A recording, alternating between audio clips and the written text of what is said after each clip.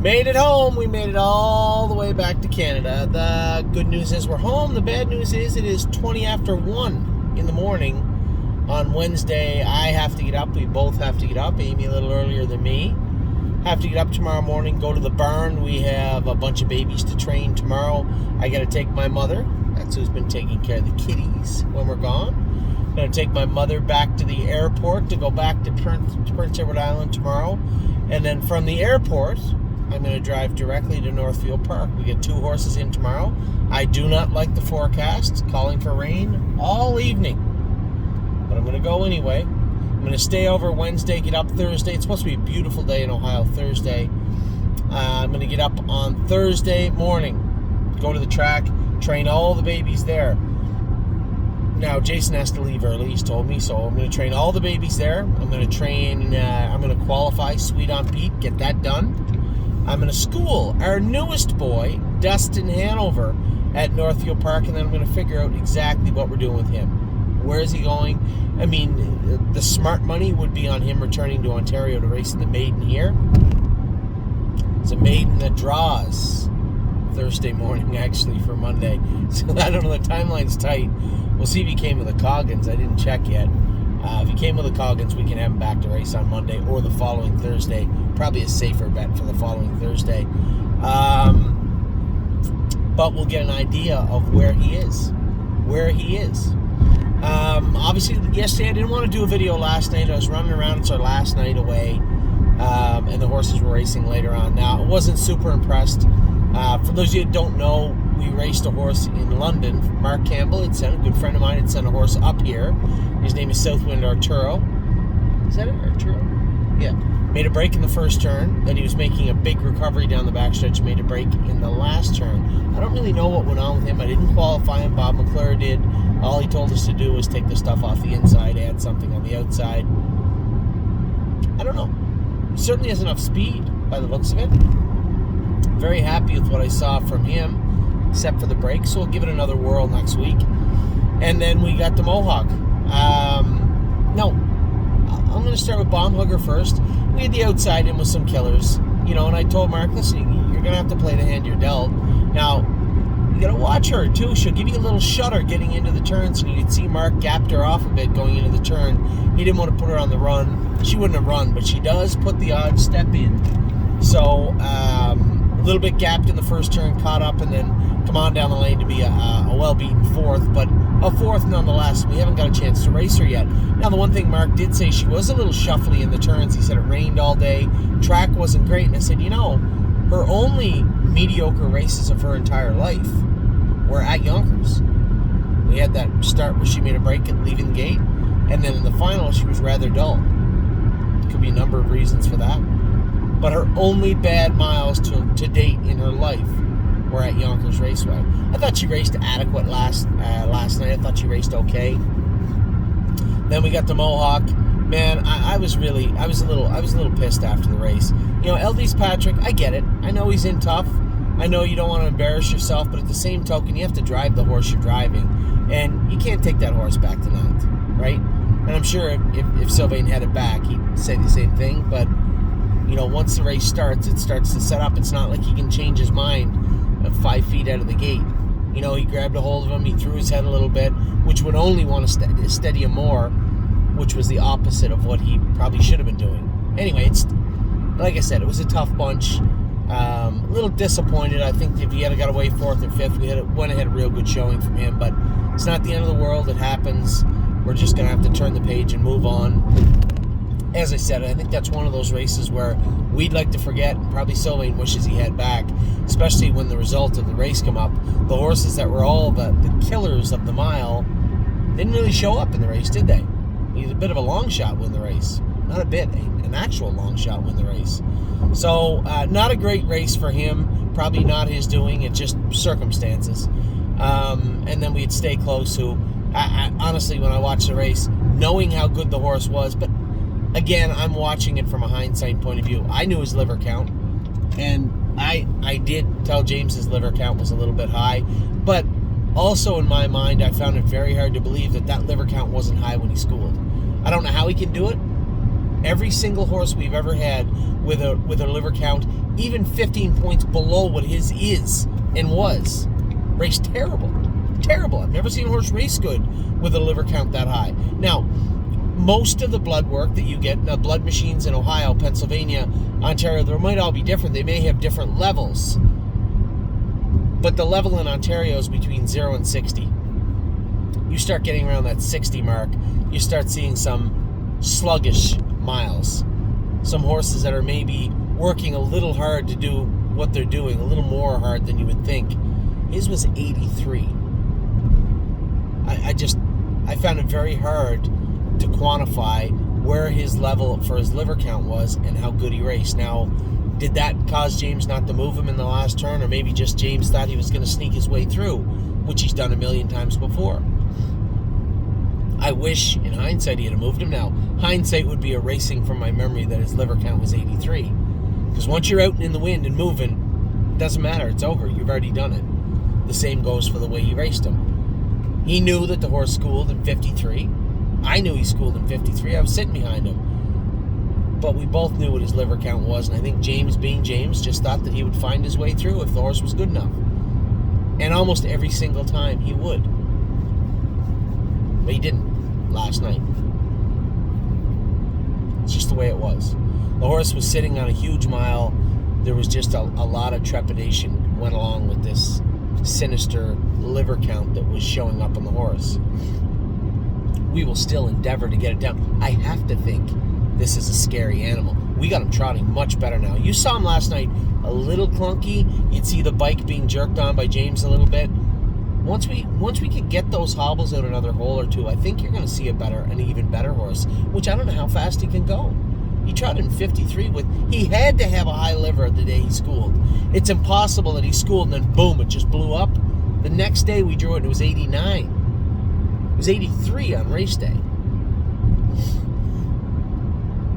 So I don't know what kind of horse Stay Close is, but I'll tell you one thing, his best races are well in the future. He was very, very good the other night, and I expect he'll be very, very good on Monday. And then we got quite a surprise today, obviously. Patrick the Piranha just looked bionic in Massachusetts. Stonebridge Simba looked like the old Stonebridge Simba. I said this to you guys. Every time we move Simba around, he comes to life. Right? He gets in these funks. Is it because he's a Ridgeling / 6-year-old stud type horse? You know, does he just get complacent easy? I don't know. But every time you pack his bag and send him on the way somewhere, he comes out swinging right away. And he looked great the other day. The race worked out great. Very, very fast half. And he just came wide open, guns a-blazing, and drove away and looked like an easy kind of winner. But that's how this horse, when he gets like that, he gets real, real good. So, and nobody would be happier for Mark Beckwith than me. Not just because we own the horses, because he hasn't had a ton of luck with our horses in the past. Certainly does right now. Stonebridge Simba looked awesome, and then Patrick the Piranha today, as I said, looked bionic. The Open, the winner's over, went in 52-1, and I watched the race. They didn't want to go in 52 flat. They went in 52-1. And Patrick the Piranha win with what appeared to be the utmost ease in 50-2, 27-1 on the end of it. Motionless in the bike was Bruce Ranger. So, again, the importance of being able to move our horses around is vital. If this was just us, as a smaller group, living in Ontario, wanting to race at Mohawk no matter what, we'd still be racing at Mohawk. And it would be very, very hard for me to think the results would be the same as they are in Massachusetts. Yeah, he raced a big last 3 quarters one night, but he also flipped his heart, right? To see this horse racing as well as he's racing now, one, puts my heart back in place, because I think I AFib the same night he did. Puts my heart back in place, but again, reaffirms not just what we're doing and how we're doing it, but the ability we have to move fluidly. I was up till 2 o'clock in the morning last night, just looking around. Is there somewhere we can send a couple of these horses? I don't want to keep racing, yes, in an Open that's going to go in 52. I don't want to keep racing at least Patrick in a race he can't compete in. Although he probably could have the other night. Is there a better place? My eyes sent me to the Kentucky track, Oak Grove. $20,000 open, went in 55-1 the other day, when paces were going in 51-52. So it appears to be somewhat watered down. It's a long go. I talked to one horseman we've been off and on about with a couple of years now about going somewhere for us for the summer. I'd love to send 4, 5, 6, because Aglaria M is supposed to go there. Now, we got her blood back today. For those of you following the saga that is Aglaria M's life, you'll know that she was scratched because she tied up. Now, her AST isn't as high as we first thought it would be. I got her CK back, and it was extraordinarily high. But that CK level goes up and down, and somewhere when it starts to solidify, the AST, which is the harder number to move, unveils itself. That AST was 6,800, which really isn't that high for her. It's extraordinarily high for most horses. The day I qualified her in 56, it was 3,000. So we have to work on getting that down. So we'll work all week, school her Monday, look for a race, and then her stakes actually start at Oak Grove. So we could have an Eldis Patrick or a Yes racing at Oak Grove in Kentucky. We could have Aglaria M. And not long after Aglaria M is Blue Bayou Dio and Unbeatable Kemp. Their stakes start at the end of June in Oak Grove. So there's 4 for sure that could go down. Not to mention a ton of Kentucky breds that we have. The Anchors Up and horses like that. He's not going to New Jersey, but he is going to go to Kentucky. That's my plan anyway. That's long before the Grand Circuit stuff. You're talking July into the first part of August at Oak Grove. And then they switch to the Red Mile meet for later in the summer. We have a ton of horses eligible to those stakes in Kentucky. So if we could get the proper trainer, we could send them 4, 5 right off the bat. Another 2, 3, maybe 4 2-year-olds after that. We could have a good run in Kentucky. Anyway, none of this is solidified. This is me just talking out loud right now. But this is the stuff that goes on in my head all the time. Where do our horses need to be so that they're not 20-1 going on the track? That's my job. We were very lucky. It doesn't always work out. Obviously, for every Patrick the Piranha and Stonebridge Simba, once in a while you're going to make a mistake, like sending Levitor to New York. His bill this month was high because of all the running around in New York. Can't always be right, but we have to be nimble. We have to be able to pivot and move around when we have to. And that's a big, big thing for us. The ability to do that quickly is as important as the horses, the trainers, or anything else. Being able to race, find competitive racing, and race our horses in a competitive way is one of the biggest and most important changes we made at the stable over the last 3-4 years. So, I wasn't super impressed with what I saw last night, but man, I was extremely impressed with what I saw. I guess it's worth mentioning too, First Glance race tonight. Finished 4th, his first start back for us. Now, we didn't race him in Plainridge because they wouldn't let us drop to the bottom class. They said they would at Northfield, and then they didn't. They put him in the second bottom class. We race him in there once more, let him drop down to the bottom class, get one more real good tightener into him. We can take him home. I guess I have to see when that class in Ontario goes, as opposed to when the class at Northfield Park goes. That would be very important also. So all of this is going on. We have horses racing all over the place in the next week. I have 2 tomorrow night at Northfield Park. I think Massive Profit might race tomorrow night in Indiana. Also, he's been racing on Wednesdays. Thursday, we have a ton of horses in here. Saw that James didn't take Archer's Rainbow. Not very happy about that. But she's been off for almost a month, I guess. Maybe a month. Thursday morning, we got to qualify Pete. Thursday morning, we also have to school Dustin Hanover, train all the babies Wednesday, Thursday. Race at Northfield Wednesday night, qualify Thursday morning at Northfield Park. Come back, might go down and watch the races or just sit at home and watch them with my wife. What are we doing Thursday? Do you have anything to do Thursday? No? Maybe just sit at home, watch them with Amy. Friday, I don't know what I'm going to do yet. I don't think, well, we didn't enter anything. If James doesn't take Procrastinator, I might come down and drive him. There's another horse. You know, I forgot. This is the only jurisdiction, the only place in North America, I believe, maybe the Meadowlands, but I don't think so. The only place in North America that counts those fair wins in Ohio. Certainly Ohio doesn't count them. Certainly Pennsylvania doesn't count them. New York. Nowhere else on planet Earth do they count that one fair win for Procrastinator than right here in Ontario. I forgot about that. It's a non-start. It doesn't count anywhere. He's a maiden everywhere else on planet Earth. Well, at least in North America. He has to race in the Elmhurst too. Now, the good thing is, I think he probably fits.